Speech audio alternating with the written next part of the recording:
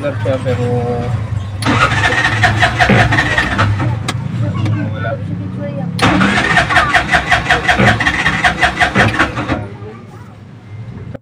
Okay, magandang araw mga kabadyats, no? So ito, isa na naman problema na ayaw mandar. Puro redondo lang siya, no? So ayan mga kabadyats, no? Ano nga ba ang unang-una nating gagawin yan? So siyempre, unang-una nating i-check dyan, fuel delivery, no? So ano nga ba yung fuel delivery? So siyempre, ang i-check natin dyan, yung buga ng fuel pump, no? So ayan mga kabadyats. So ganito ang gagawin nyo dyan para ma-check natin kung nagbubuga ba ng gasolina ang kanyang fuel pump. So ayan mga kabadyats, no? Huhugutin natin yung fuel hose at i-on natin yung susi dun sa unahan kung magbubuga ba ng gas yung kanyang fuel pump.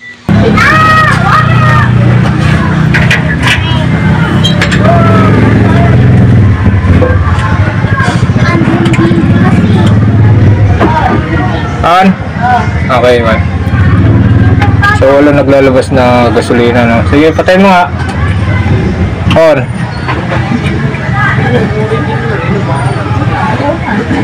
Ha?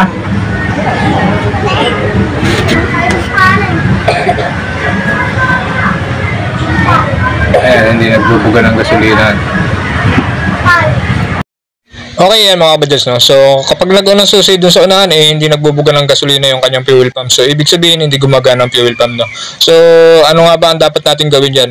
Ang pangalawa natin gagawin dyan, supply, no? So i-check natin ang voltage supply na galing dun sa fuse box, no? Papunta dun sa relay ng ating fuel pump para ma-check natin kung bakit hindi gumagana yung fuel pump. So yan yung mga step by step na kung paano mag-check ng ganitong mga issue na ayaw umandar, puro redondo lang at hindi nagbubuga ng gasolina ang kanyang fuel pump, no? So ayan mga kabadyats, no?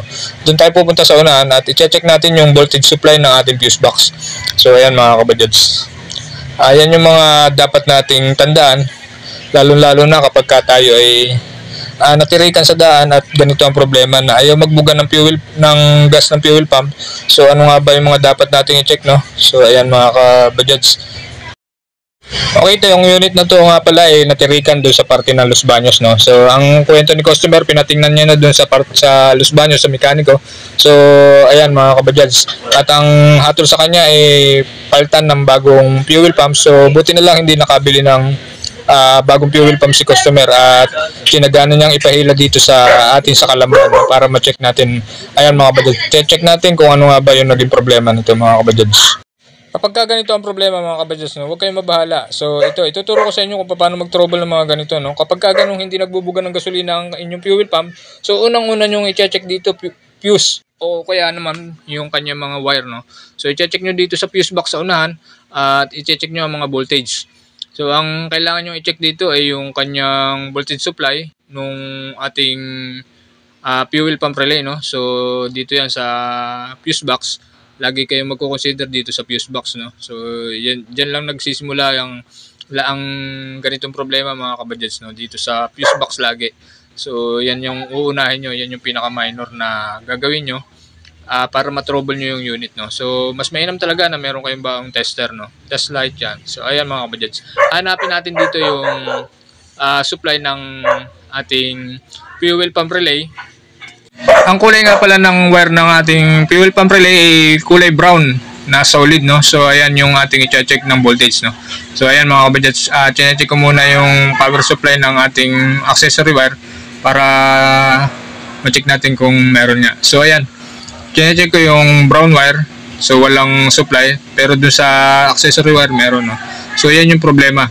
Yan yung problema ni customer na kaya ayaw gumana ng fuel pump, ayaw gumana nung kanyang voltage supply papunta dun sa ating fuel pump relay, no?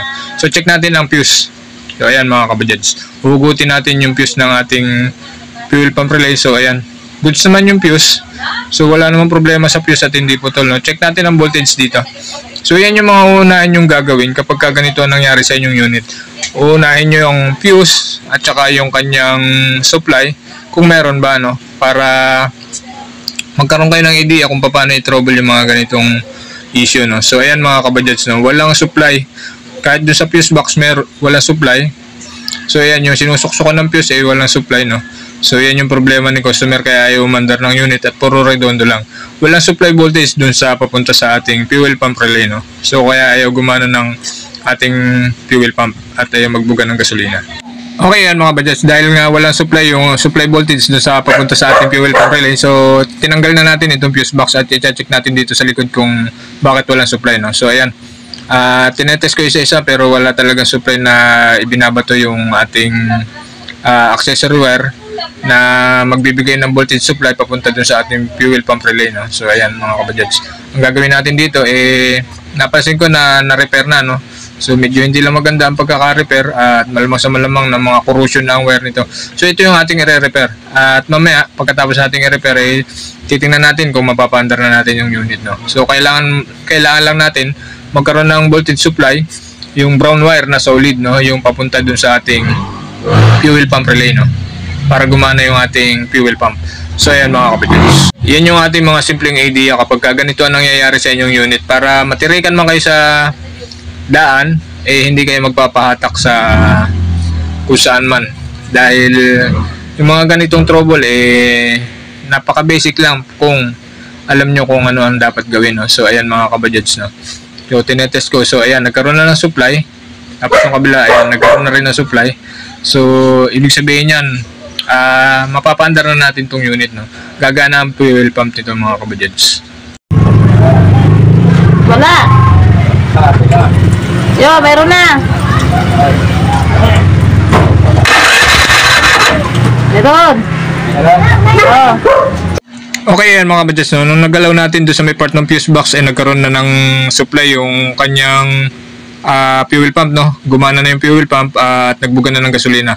So ibig sabihin ang problema niya ay andun lang sa fuse box, no. So yun yung ating i-repair at gagandahan na natin yung pagkakadugtong-dugtong ng wire para hindi naglo-loss connection. So yun yung naging problema niya, loss connection lang dun sa ating fuse box, sa may part ng fuse box. So ayan mga kabadgets, no, at papaanda rin natin tong unit pagka-repair natin nung kanya mga wire. So ayan mga kabadgets, yung mga simpleng idea kapag ganito nangyayari sa inyong unit, no. So para hindi kayo magpahatak o matirikan man kayo, hindi kayo magpahila. So ayan mga kabadgets, kung paano mag-trouble ng mga ganitong issue. So paulit-ulit natin ituturo ito mga kabadgets, no. Okay mga kabadgets, i-repair natin itong part na to ng fuse box at mamaya ipapanda rin natin pagkatapos nating i-repair, no. So yun yung mga simpleng technique natin, no, simpleng idea lang mga kabadgets, para matirikan man kayo may alam kayo kung paano natin ito trouble yung mga ganitong issue.